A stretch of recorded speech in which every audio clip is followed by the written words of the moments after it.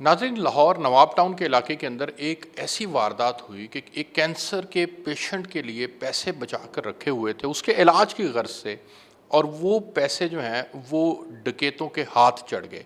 उन्होंने बाकायदा डकैती की और डकैती करने के बाद वो इलाज की गर्ज से रखे पैसे ले उड़े। पुलिस ने बड़ी हिम्मत का मुजाहरा किया और ना सिर्फ उन मुल्ज़िमान को पकड़ लिया बल्कि उनसे रिकवरी भी कर ली।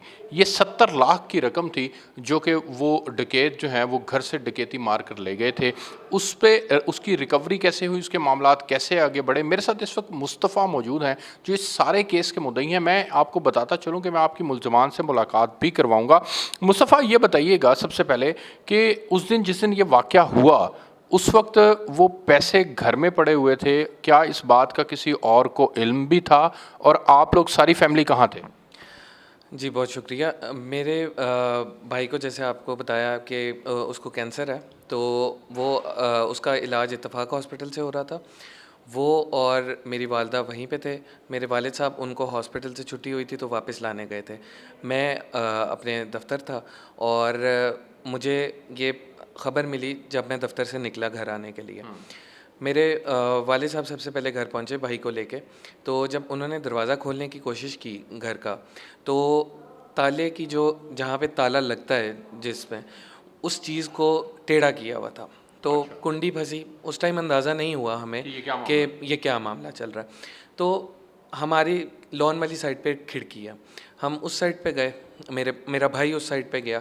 मेरा भाई उस साइड पे जब गया तो वहाँ पे देखा कि वो वही भाई जिनके इलाज के लिए रखे हुए थे? बिल्कुल ऐसे ही है। ठीक है। वही भाई उस साइड पे गया। अब मसला ये था कि भाई ज़्यादा देर बाहर नहीं रह सकता था, उसे इन्फेक्शंस का मसला था, वो इन्फेक्शंस कैच कर सकता था। उसे मसला क्या है, ब्लड कैंसर है उसे? जी बिल्कुल, उसे एक TALL के नाम से एक कैंसर है, वो उसे ब्लड कैंसर की टाइप है। तो उसमें वाइट ब्लड सेल्स का होता है वो, तो उसमें आपकी इम्यूनिटी ख़त्म हो जाती है। और आपके वालिद साहब ने वो पैसों का इंतज़ाम किया था उसके इलाज के लिए? बिल्कुल ऐसे ही है।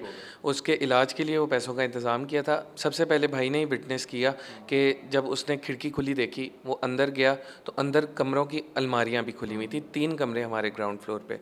उसने वालिद साहब को बताया, वालिद साहब अंदर गए, मुझे भी कॉल कर दी और 15 पे भी कॉल कर दी उन्होंने। जब वो अंदर गए, अंदर जाके देखा है कि 3 कमरे हैं, तो 2 कमरे जो हैं उनकी एक-एक अलमारी या एक-एक दराज चेक हुआ हुआ है। जो एक कमरा था मेन, जो वालिद साहब का कमरा था, उसकी अलमारी में पैसे थे। उन्होंने सिर्फ़ वो एक अलमारी खोली है, पैसे निकाले और वो फ़रार हो गए। अब हमें ये चीज़ लगी कि उनको मुखबरी हुई है कहीं से, या उन्होंने रेकी की है। लेकिन बाद सारे वक़ूअ के जानने के बाद ये हमें अंदाज़ा हुआ कि इसमें ना मुखबरी है ना रेकी है। उसकी वजह ये है कि अलमारी जो लॉक थी वो सिर्फ़ एक अलमारी लॉक थी। वो बहुत ही प्रोफेशनल चोर थे, आदी मुजरिम थे। उनको पता था कि जो वैल्यूएबल चीज़ें हैं वो कहाँ रखते हैं लोग नॉर्मली। उन्होंने देखा जो मास्टर बेडरूम है, मास्टर बेडरूम की जो अलमारी लॉक है, उन्होंने उस अलमारी का लॉक तोड़ा और उनको सामने ही पैसे नज़र आ गए। और उसमें से फिर उन्होंने वो पैसे उठा लिए। बाकी भी कुछ और चीज़ें पड़ी हुई थी वहाँ, या सिर्फ पैसे ही पड़े हुए थे? कोई नॉर्मली ज्वेलरी पड़ी होती है या कुछ और पड़ा होता है, उनको भी उठाया कि नहीं? जी, घर में जितने गैजेट्स थे, जिसमें लैपटॉप्स, घड़ियाँ, ये स्मार्ट वॉचेस, सादी घड़ी नहीं, smart watches, perfumes, TVs, mobile phones, हर चीज़ वो छोड़ गए। अच्छा। सिर्फ लोकल और फॉरेन करेंसी लेके गए, और फॉरेन करेंसी में भी वो डॉलर्स और रियाल्स लेके गए। एक और करेंसी भी पड़ी हुई थी और उसकी वैल्यू बहुत थोड़ी है, वो छोड़ गए थे। यानी उन्हें पता था कि कौन सी करेंसी की कितनी वैल्यू है और वो उस करेंसी को ही लेके गए, बाकी करेंसी को उन्होंने छोड़ दिया। जी बिल्कुल। और वो बहुत अनपढ़ चोर हैं, लेकिन वो इस बात को बहुत अच्छे तरीके से समझते हैं कि कौन सी करेंसी की कितनी वैल्यू है। अच्छा मुस्तफ़ा, ये बताइएगा फिर क्या हुआ? आपने फ़ौरन 15 पे कॉल की, मुकामी थाना पहुंच गया वहाँ पे, उसके बाद पुलिस का रवैया क्या था? पुलिस ने तफ्तीश कैसे आगे बढ़ाई और पुलिस के काम से आप कितने मुतमिन हैं? जी, पुलिस के काम से मैं पूरी तरह से मुतमईन हूँ। मैंने हमेशा से हम लोग जो सुनते हैं वो यही सुनते हैं कि लेट आते हैं और इस तरह के मामलात होते हैं, लेकिन आप यकीन नहीं करेंगे कि पूरी पुलिस फ़ोर्स, मुझे ऐसा लग रहा था कि पूरी पुलिस फ़ोर्स मेरे वकूए पे आई हुई है। मुख्तलिफ़ टीम्स थी उसमें उसमें जियो फेंसिंग वाली टीम्स थी, उसमें CIA की टीम्स थी, उसमें इन्वेस्टिगेशन विंग्स थे, बेतहाशा लोग वहाँ पे आए थे। SSP CIA आए थे, उसके अलावा फ़ारूक अवान साहब आए थे जो CIA चौंक के इंचार्ज इन्वेस्टिगेशन है, वो आए थे। और ख़ास तौर पे जवाद साहब जो इन्वेस्टिगेशन ऑफिसर हैं वो आए थे, और उन्होंने मुझसे रिक्वेस्ट की थी कि किसी एक मे बी सोसाइटी, हमारे घर पे कैमरास नहीं थे, सोसाइटी के गेट की एक कैमरे की सिर्फ फुटेज हमें मिल जाए, हम आपके मुलजिम ढूंढ लेंगे।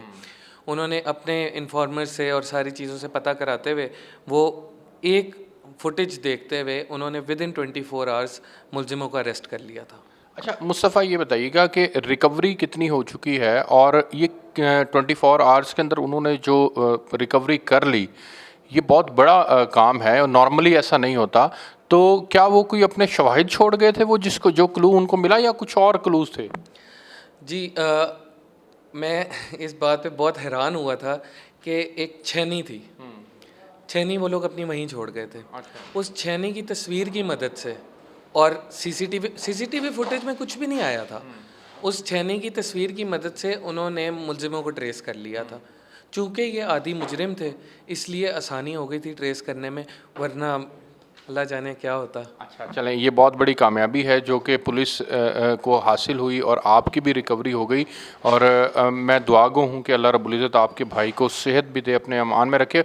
अभी भाई कैसा है और कहाँ पे है? जी अभी हमें थोड़ी सी रिकवरी अपनी मिल गई थी, तो हम फिर उसके बाद उसको आगा खान शिफ्ट कर दिया था कराची में, वहाँ पे उसका ट्रांसप्लांट हुआ था, और अब अल्लाह का शुक्र है वो रिकवर कर रहा है। चलें माशाल्लाह। आएँ जी नाज़रीन, मुस्तफ़ा की गुफ्तगू आपने सुनी, मुलजमान से मिलते हैं। जी नाज़रीन, मैंने आपको मुद्दई की गुफ्तगू सुनवाई थी मुस्तफ़ा साहब की। अब मेरे साथ ये मुलजमान मौजूद हैं और इन मुलजमान से पूछते हैं कि इन्होंने ये तमाम कार्रवाई कैसे डाली थी और ये यहाँ तक इनके घर तक कैसे पहुँचे थे। क्या हाल है जनाब? शुक्र है अल्लाह पाक दा जी। ठीक हैं? ठीक ठाक। की ना है तेरा? आजम। आजम, ये किवें की सी कार्रवाई? ਇਹ ਸਰ ਜੀ ਕਾਰਵਾਈ ਐਵੇਂ ਕੀਤੀ ਹੈ, ਮੋਟਰਸਾਈਕਲ ਤੇ ਆਏ ਆ ਤੇ ਅਸੀਂ ਕਲੋਨੀ ਵਿੱਚ ਵੜੇ ਆ ਤੇ ਅਗਾਂ ਗਏ ਆ ਤੇ ਗਲੀ ਦੇ ਵਿੱਚੋਂ ਫਿਰੇ ਆ ਤੇ ਦਿਲ ਨੂੰ ਜਿਵੇਂ ਨਹੀਂ ਯਕੀਨ ਹੋ ਜਾਂਦਾ ਕਿ ਆ ਘਰ ਬੰਦ ਹੈਗਾ। ਅੱਛਾ। ਉਹ ਦਿਲ ਨੂੰ ਯਕੀਨ ਜਿਹਾ ਹੋਇਆ, ਨਾਲ ਸਾਹਮਣੇ ਜੰਮੂ ਹੋ ਗਏ ਸੀ। ਬਾਹਰ ਤਾਲਾ ਲੱਗਾ ਹੋਇਆ ਸੀ? ਨਹੀਂ ਤਾਲਾ ਨਹੀਂ ਸੀ। ਜੰਮੂ ਖਾਦੇ ਨੇ, ਬੈਲ ਦਿੱਤੀ ਹੈ ਪਹਿਲੀ, ਕੋਈ ਨਹੀਂ ਆਇਆ। ਦੂਸਰੀ ਦਿੱਤੀ, ਕੋਈ ਨਹੀਂ ਆਇਆ। ਕਮ ਸੇ ਕਮ 10 ਬੈਲਾਂ ਦਿੱਤੀਆਂ ਨੇ, ਕੋਈ ਵੀ ਨਹੀਂ ਆਇਆ। ਅੰਦਰ ਲੰਘ ਗਏ ਆ। ਅੰਦਰ ਲੰਘੇ ਆ ਤੇ ਪਹਿਲੇ ਮੇਨ ਦਰਵਾਜ਼ੇ ਵਾਲਾ ਤਾਲਾ ਤੋੜਦੇ ਰਹੇ, ਉਹ ਸਾਡੇ ਕੋਲ ਨਹੀਂ ਟੁੱਟਿਆ ਜੀ। ਫਿਰ ਅਸੀਂ ਸਾਈਡ ਤੇ ਗਏ, ਸਾਈਡ ਤੋਂ ਤਾਲਾ ਤੋੜਿਆ ਤੇ ਅਸੀਂ ਵਿੰਡੋ ਜੀ ਖੋਲ ਕੇ ਅੰਦਰ ਗਏ ਆ। ਇੱਕੋ ਕਮਰੇ ਦੀ ਤਲਾਸ਼ੀ ਕੀਤੀ ਜੀ। ਇੱਕੋ ਕਮਰੇ ਦੇ ਵਿੱਚ ਪੈਸੇ ਅਸੀਂ ਉਹ ਛਾਪਰ ਵਿੱਚ ਪਾਏ ਨੇ। ਪਹਿਲੇ ਹੀ ਕਮਰੇ 'ਚ? ਹਾਂਜੀ ਪਹਿਲੇ ਵਿੱਚ। ਉਹ ਸਾਬਾਂ ਦਾ ਕਮਰਾ ਸੀ। ਉਹ ਕਮਰੇ ਵਿੱਚ ਪੈਸੇ ਚਾਏ ਨੇ, ਚਾਹ ਕੇ ਤੇ ਬਾਹਰ ਆ ਗਏ। ਬਾਹਰ ਆਏ ਆ ਤੇ ਉੱਥੋਂ ਅਸੀਂ ਚਲੇ ਗਏ ਪੈਲੀਆਂ ਦੇ ਵਿੱਚ। ਉੱਥੇ ਢੇਰੀ ਇੱਕ ਜਗ੍ਹਾ ਤੇ ਕੀਤੀ ਏ। ਇਹਨੂੰ ਦਿੱਤੇ ਨੇ ਪੈਸੇ, ਮੈਂ ਆਦੇ ਲੈ ਕੇ ਤੇ ਮੈਂ ਕਿੰਨੇ ਦਿੱਤੇ? ਇਹ 21,70,000 ਰੁਪਏ। ਹਾਂਜੀ ਜੀ ਸਰ। ਤੇ ਉਹ ਇਹਨੂੰ ਦੇ ਦਿੱਤੇ ਨੇ, ਮੈਂ ਆਦੇ ਲੈ ਲੈਣੇ ਤੇ ਘਰੀ ਆ ਗਏ ਆ। ਤੇ ਘਰੀ ਆਏ ਆ ਤੇ ਠੀਕ 2 ਦਿਨਾਂ ਬਾਅਦ ਇਕੱਠੇ ਹੀ ਘਰੇ ਆਏ ਹੋ? ਹਾਂਜੀ ਘਰ ਇਕੱਠੇ ਆਏ ਆ। 2 ਦਿਨਾਂ ਬਾਅਦ ਦੂਸਰਾ ਜਦੋਂ ਆਏ ਉੱਥੇ ਤੇ 2 ਦਿਨਾਂ ਬਾਅਦ ਨਹੀਂ ਜੀ, ਉਸੇ ਟਾਈਮ ਆਏ ਆ ਤੇ 2 ਦਿਨਾਂ ਬਾਅਦ ਪੁਲਿਸ ਪੈ ਗਈ ਹੈ ਜੀ। ਪੁਲਿਸ ਪਈ ਹੈ, ਉਹਨਾਂ ਫੜ ਲਿਆ ਜੀ। ਦੋਵੇਂ ਇਕੱਠੇ ਇੱਕੋ ਘਰ 'ਚ ਸੋ? ਨਹੀਂ ਸਰ ਜੀ, ਇਹ ਚਲਾ ਗਿਆ ਸੀ ਉੱਥੇ ਉਜਰਾ ਸ਼ਾਮ ਕੀਮ। ਅੱਛਾ। ਮੈਂ ਪਰਾਂ ਪਿੰਡ ਹੈਗਾ ਸਾਂ ਜੀ। ਤੇਰਾ ਕਿਹੜਾ ਪਿੰਡ ਹੈ? ਪਿੰਡ ਸਾਡਾ ਭੁੱਟਾ ਮੁਹੱਬਤ ਅਬਦੁੱਲਾ ਸ਼ੁਕਰ ਮਿਲ ਚੂਣੀਆਂ ਜੀ। ਤੂੰ ਆਪਣੇ ਪਿੰਡ ਦੇ ਵਿੱਚ ਹੀ ਸੀ? ਹਾਂਜੀ ਹਾਂਜੀ। ਉੱਥੋਂ ਜਦੋਂ ਪਹਿਲੇ ਮੈਂ ਫੜੀਜਿਆ ਜੀ ਤੇ ਬਾਅਦ ਵਿੱਚ ਇਹ ਫੜੀਜਿਆ। ਇਹ ਜਦੋਂ ਫੜੀਜਿਆ ਤੇ ਉਹ ਸਾਰੀ ਗੱਲ ਹੋ ਗਈ ਸ਼ੋਅ। ਉਹ ਸਾਰਾ ਕੁਝ ਜੋ ਕੁਝ ਹੈਗਾ ਸੀ ਜਿਵੇਂ ਪਿਆ ਸੀ, ਉਹਦੇ ਵਿੱਚੋਂ ਜਨਾਬ 70,000 ਰੁਪਈਆ ਸੀ। ਉਹ ਗਰੀਬ ਜਿੰਨੇ ਵੀ ਹੈਗੇ ਸਨ, ਮੰਗਣ ਵਾਲੇ ਗਰੀਬਾਂ ਵਿੱਚ ਹੀ ਵੰਡ ਦਿੱਤਾ ਜੀ। ਤੂੰ? ਹਾਂਜੀ। ਖੈਰਾਤ ਕਰਤੀ? ਹਾਂਜੀ। ਤੇ ਅੱਲਾ ਦੇ ਰਾਹ 'ਚ ਵੀ ਦੇਣਾ ਚਾਹੀਦਾ? ਅੱਛਾ। ਉਹ ਅੱਲਾ ਦੇ ਰਾਹ ਤੇ ਦੇ ਦਿੱਤਾ। ਬਕਾਇਆ ਪੈਸੇ ਹੈਗੇ ਸੀ ਜੀ, ਉਹ ਪੁਲਿਸ ਨੇ ਬਰਾਮਦ ਕਰ ਲਏ। 21 ਲੱਖ ਬਰਾਮਦ ਕਰ ਹਾਂਜੀ। ਲਿਆ ਤੇਰੇ ਕੋਲੋਂ? ਜੀ ਸਰ। ਤੇਰਾ 21,70,000 ਕਿੱਥੇ ਗਿਆ ਸੀ ਬਈ? ਸਰ ਜੀ ਮੈਂ ਸਾਰੇ ਦੇ ਦਿੱਤਾ ਕਿਹਨੂੰ? ਪੁਲਿਸ ਨੂੰ। ਜਿਹੜਾ ਪਾਊਡਰ ਪੀਤਾ ਨਹੀਂ ਦੱਸ ਨਾ, ਤੂੰ ਵੀ ਕੋਈ ਸਦਕਾ ਕੀਤਾ ਸੀ ਕਿ ਨਹੀਂ? ਨਹੀਂ ਅੱਛਾ। ਤੇਰੇ ਸਾਰੇ 21,70 ਤੇਰੇ ਕੋਲ ਸੀ? ਸਰ ਜੀ ਮੈਂ ਉਹਦੇ ਇੱਕ ਮੋਟਰਸਾਈਕਲ ਲਈ ਸੀ ਤੇ ਉਹ ਵੀ ਦੇ ਦਿੱਤੀ, ਪੈਸੇ ਦੇ ਦਿੱਤੇ ਨੇ। ਅੱਛਾ। ਹਾਂਜੀ।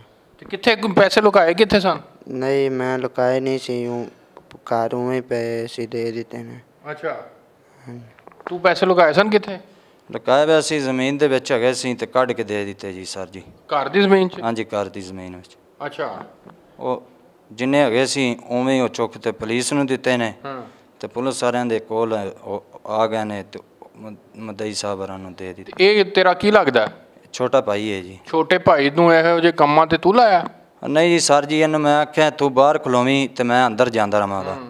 ਉਹ ਬੈਲ ਬੁਲ ਦਿੱਤੀ, ਮੈਂ ਆਖਿਆ ਯਾਰ ਮੈਂ ਇਕੱਲਾ ਬੰਦਾ ਅੰਦਰ ਕੀ ਕਰਾਂ ਦਾ, ਮੇਰੇ ਕੋਲ ਨਹੀਂ ਖੁੱਲਣਾ, ਤੂੰ ਵੀ ਮੇਰੇ ਨਾਲ ਚੱਲਦਾ ਰਹੇ। ਇਹਨੂੰ ਅੰਦਰ ਦੁਕਾਨੇ ਮੈਂ ਲੈ ਗਿਆ, ਇਹ ਜਾਂਦਾ ਨਹੀਂ ਸੀ ਲੇਕਿਨ ਇਹਨੂੰ ਦੁਕਾਨੇ ਮੈਂ ਅੰਦਰ। ਜਦੋਂ ਤੁਸੀਂ ਬੂਹਾ ਤੋੜ ਰਹੇ ਸੋ ਮਹੱਲੇ 'ਚੋਂ ਕਿਸੇ ਨੇ ਨੋਟਿਸ ਨਹੀਂ ਕੀਤਾ? ਸਰ ਜੀ ਕੋਠੀਆਂ ਹੀ ਦੂਰ ਦੂਰ ਹੈਗੀਆਂ ਸੀ, ਇੱਕ ਕੋਠੀ ਇੱਧਰ ਬੰਦੀ ਪਈ ਸੀ ਤੇ ਇੱਧਰ ਜਿਹੜਾ ਹੈਗਾ ਉਹ ਨਾਲ ਖਾਲੀ ਸਿਸਟਮ ਹੈਗਾ ਸੀ, ਕੋਈ ਕੋਠੀ ਨਹੀਂ ਹੈਗੀ ਸੀ। ਉਹ ਦਰਵਾਜ਼ਾ ਤਾਂ ਖੁੱਲਿਆ ਨਹੀਂ ਸਾਡੇ ਕੋਲ ਜੀ, ਉਹ ਤਾਲਾ ਹੀ ਐਡਾ ਸਾਰਾ ਲੱਗਿਆ ਹੋਇਆ ਸੀ। ਉਹ ਛੋਟਾ ਜਿਹਾ ਇੱਕ ਸਾਈਡ ਤੇ ਤਾਲਾ ਲੱਗਿਆ ਹੋਇਆ ਸੀ, ਉਹਨੂੰ ਖੋਲ੍ਹਿਆ, ਖੋਲ੍ਹ ਕੇ ਅਸੀਂ ਬਾਰੀ ਕੀਤੀ ਹੈ ਤੇ ਅਸੀਂ ਅੰਦਰ ਗਏ ਚਲੇ ਆ।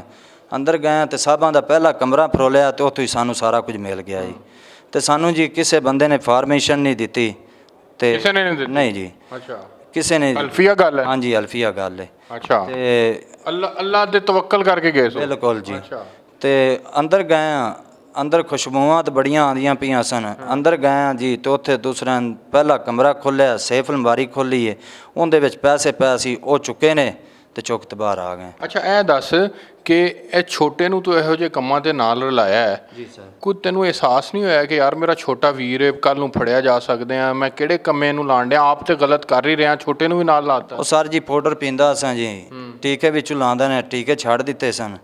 ਹੁਣ ਟੀਕਿਆਂ ਤੋਂ ਬਾਅਦ ਉਹ ਸਨੇਕ ਤੇ ਪੰਨੀ ਲਾਣਾ ਜੀ, ਉਹ ਵਾਈਟ ਪਾਊਡਰ ਪੀਣਾ ਜੀ। ਤੇ ਸਮਝ ਨਹੀਂ ਆਉਂਦੀ? ਹਾਂਜੀ ਉਹ ਦਿਮਾਗ ਬੰਦ ਹੋਇਆ ਹੋਇਆ ਜੀ। ਬੱਚੇ ਕਿੰਨੇ ਤੇਰੇ? ਬੱਚੇ 2 ਜੀ। ਕੀ ਨੇ? ਬੱਚਾ ਬੱਚੀ? ਬੇਟੀ ਬੇਟਾ। ਅੱਛਾ। ਤੇ ਹੁਣ ਪਿੱਛੇ ਹੋਰ ਕੋਈ ਮਾਂ ਪਿਓ? ਕੋਈ ਨਹੀਂ ਜੀ, ਕਿਸੇ ਵੀ ਨਹੀਂ ਆਣਾ ਜੀ, ਲਾਵਾਰਸੀ ਜੇਲ੍ਹ ਕੱਟਣੀ ਹੈ। ਅੱਛਾ। ਜਦੋਂ ਅੱਲਾਹ ਪਾਕ ਦੇ ਘਰੋਂ ਮਾਫੀ ਮਿਲਣੀ ਉਦੋਂ ਹੀ ਸਰ ਜੀ ਹੋਣੀ ਹੈ, ਉਸ ਤੋਂ ਪਹਿਲੇ ਕੋਣੀ। ਮਾਂ ਜ਼ਿੰਦਾ ਹੈ? ਵਾਲਦਾ ਆ ਗਈ ਹੈ ਲੇਕਿਨ ਹਸਪਤਾਲ ਪਈ ਹੈ। ਅੱਛਾ। ਤੇਰੇ ਗਮੋਂ ਹਸਪਤਾਲ ਪਈ ਹੈ? ਹਾਂਜੀ। ਤੇ ਬੀਵੀ? ਬੀਬੀ ਆਦੇ ਪੇਕਿਆਂ ਤੇ ਚਲੀ ਗਈ, ਤੈਨੂੰ ਛੱਡ ਕੇ ਚਲੀ ਛੱਡ ਕੇ ਚਲੀ ਗਈ। ਜ਼ਿੰਦਗੀ ਤਬਾਹ ਕਰ ਲਈ ਤੂੰ ਆਪਣੀ? ਹੈ। ਹਾਂਜੀ। ਇਨਸਾਨ ਆਦੀ ਜ਼ਿੰਦਗੀ ਖੁਦ ਹੀ ਤਬਾਹ ਕਰਦਾ। ਪਹਿਲੇ ਕੰਮ ਕੀ ਕਰਦਾ ਸੀ? ਪਹਿਲੇ ਗੋਸ਼ਤ ਦਾ ਦੁਕਾਨ ਹੈਗੀ ਸੀ ਜੀ, 1000-1500 ਰੁਪਈਆ ਕਮਾਉਂਦਾ ਸਾਂ, ਸੁੱਖ ਨਾਲ ਕਰੀ ਜਾਂਦਾ ਰਹਿੰਦਾ ਸਾਂ। ਉਹ ਜਦੋਂ ਦਾ ਕੰਮ ਵਿੱਚ ਪਿਆ ਜੀ, ਉਹ ਆਦੀ ਵੀ ਜ਼ਿੰਦਗੀ ਤਬਾਹ ਕੀਤੀ, ਆਦੇ ਬੱਚਿਆਂ ਦੀ ਵੀ ਕਰ ਦਿੱਤੀ। ਇਹ ਪਾਊਡਰ ਕਦੋਂ ਦਾ ਪੀਣਾ ਸ਼ੁਰੂ ਕੀਤਾ? ਪਾਊਡਰ ਮੈਨੂੰ 8 ਸਾਲ ਹੋ ਗਏ ਨੇ ਪੀਂਦੇ ਨੂੰ ਜੀ। ਵਿਆਹ ਹੋ ਗਿਆ ਸੀ? ਹਾਂਜੀ। नहीं शादी नहीं उदो हुई सी, शादी तो पहले ही पींदा सा। नाजरीन ये 2 भाई हैं और ये बड़ा भाई है, इसने इस छोटे को भी अपने साथ मिलाया और ये इन दोनों ने कार्रवाई की है और इनकी कार्रवाई का नतीजा ये निकला कि गो की रिकवरी हो गई। पुलिस ने बड़ा एक्टिवली रोल प्ले किया और इन दोनों को पकड़ लिया, रिकवरी भी कर ली। लेकिन इन दोनों की ज़िंदगी जो है वो अब आपके सामने है।